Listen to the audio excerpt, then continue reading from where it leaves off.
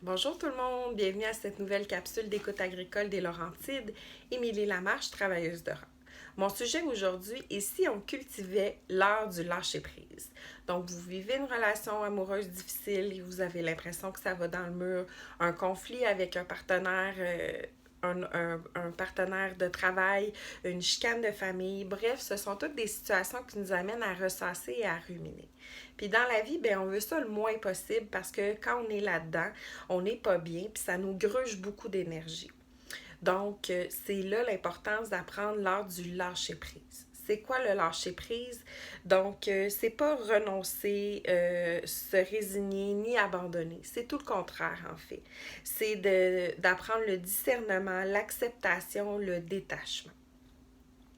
Comment on fait ça? Ben, en fait, je vais voir ça avec vous en 4 étapes parce que c'est un peu comme faire un nouvel apprentissage, un peu comme un enfant qui apprend à faire de la bicyclette. On n'y arrive pas du jour au lendemain, mais avec des efforts et de la détermination, on va y arriver, c'est certain.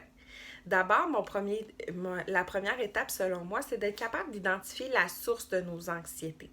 Pourquoi? Parce que quand on sait ce qui nous tracasse, on est capable de se détacher un peu puis de prendre un pas de recul parce que c'est souvent des situations sur lesquelles on n'a pas de contrôle. Par exemple, la météo qui menace nos récoltes, on n'a pas reçu nos travailleurs étrangers, notre femme vient de nous quitter.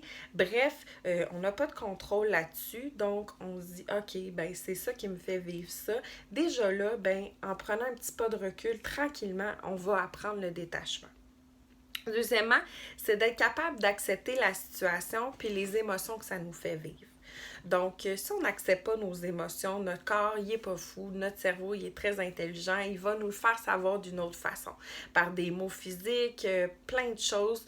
Donc, c'est super important de prendre le temps de vivre les émotions. Donc, vous venez d'apprendre que vous allez perdre la ferme, un divorce, peu importe la maladie d'un proche. Donc, il faut être capable d'accepter la situation puis de vivre ce que ça vous fait vivre. Vous avez le goût de pleurer, vous avez le goût d'être en colère. Prenez le temps de vivre votre émotion.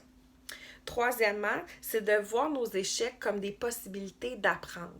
Ça, on a pas mal de misère avec ça souvent, mais c'est super important.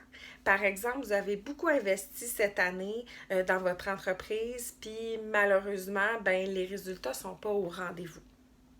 Donc, qu'est-ce que vous auriez pu faire de différent? Est-ce qu'il y a des choses sur lesquelles vous avez du contrôle?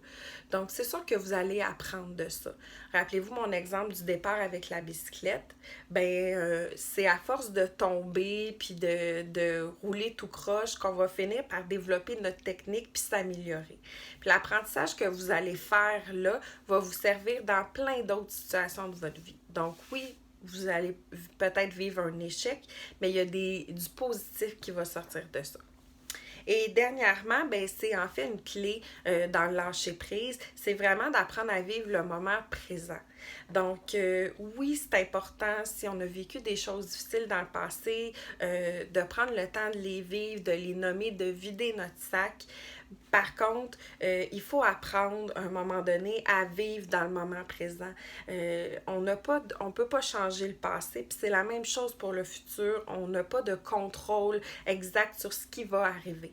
Donc, c'est de vivre le moment qu'on vit en ce moment, puis si on est bien, on est heureux, ben tant mieux, on en profite. Puis si c'est difficile, ben c'est un moment à vivre, puis c'est pas garant du futur. Donc, en terminant, je vous dirais que le lâcher-prise, c'est un levier puissant pour améliorer notre qualité de vie et être bien. Donc, je vous invite fortement à le cultiver. Si vous avez envie d'en jaser ou de parler de toute autre chose, ben faites-moi signe, ça me fait toujours plaisir. Merci, bonne journée.